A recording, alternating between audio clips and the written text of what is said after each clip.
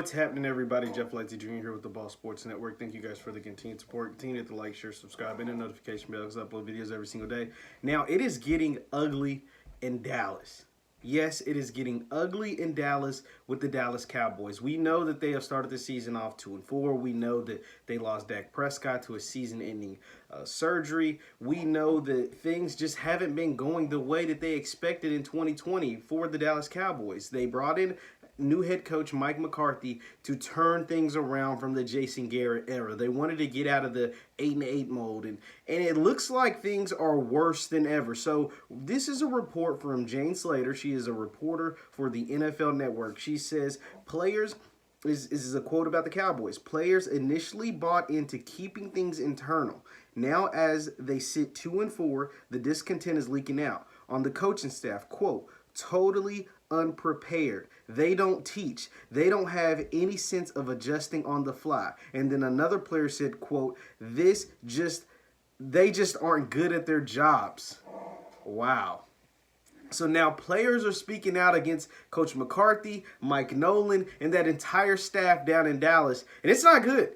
Because the thing about the Cowboys, they're sitting at 2-4. It's crazy to hear these quotes when the Cowboys are actually first in the division. Like, the Cowboys have a legit chance, a more than a legit chance. They have the best chance, quite honestly, to go to the playoffs, right? The Eagles aren't very good. They're rattled with injuries. The Washington and the Giants they just aren't good. Like, they just aren't very good. They don't know. They don't have their quarterbacks of the future. They don't know what they're going to do moving forward. They just aren't very good football teams. And they have new coaches. So the Cowboys have the best talent in the division. They did have the best quarterback. He's now hurt. But they do still have the most talent. They have the highest paid roster. And they are America's team. They are a team that expects more than a 2-4 start with or without Dak Prescott. They were 1-3 with Dak, so let's not get it twisted. But without having Dak, Andy Dalton was awful. Like, without having Dak, they don't even look watchable. I already made a video talking about how they missed Dak more than we thought. But now, I think not having Dak affects things like this. The first week you remove Dak, the first week Dak's gone from the team, you got players speaking out against the coaching staff. I don't think that happens, win or lose, if Dak Prescott is still in that locker room.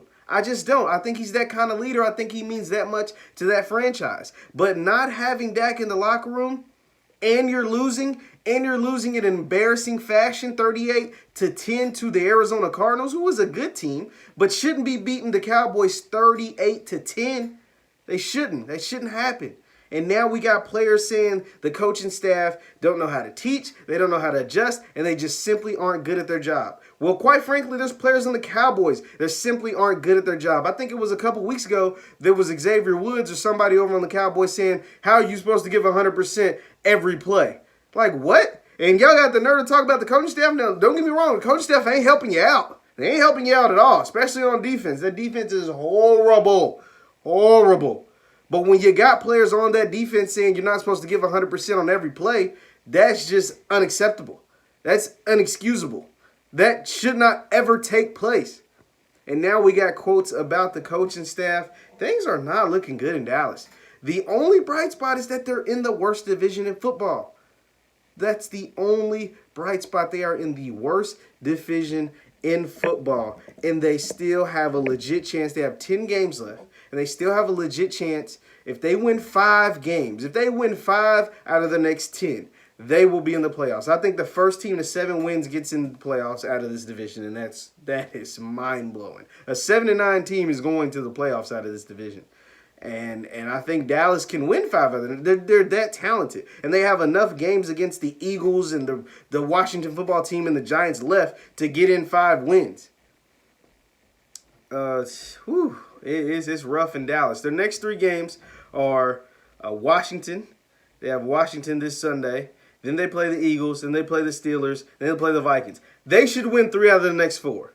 They should beat Washington this week. They should beat the Eagles the next week. They'll lose to Pittsburgh. And they should beat the Vikings. The Vikings are playing horrible as well. So they should win 3 out of the next 4. Andy Dalton or not. Dak or not. Like, it should happen. But it's not going to happen when you have players saying stuff like this to the media. Quote, Stuff's coming out of the locker room, coach, on the coaching staff, totally unprepared. They don't teach. They don't have any sense of adjusting on the fly. Another quote, they just aren't good at their jobs. That's horrible. That smells horrible because even when they had Jason Garrett, they at least believed in him. They at least believed in him, and they didn't bail on him 6 games into the season. Mike McCarthy, he's got some issues down in Dallas, and it's going to be interesting to see if they're able to fix it because this is only year 1. Let me know your thoughts in the comments down below. Once again, my name is Jeff Lightsy Jr. with the Ball Sports Network. I'll see you guys next time.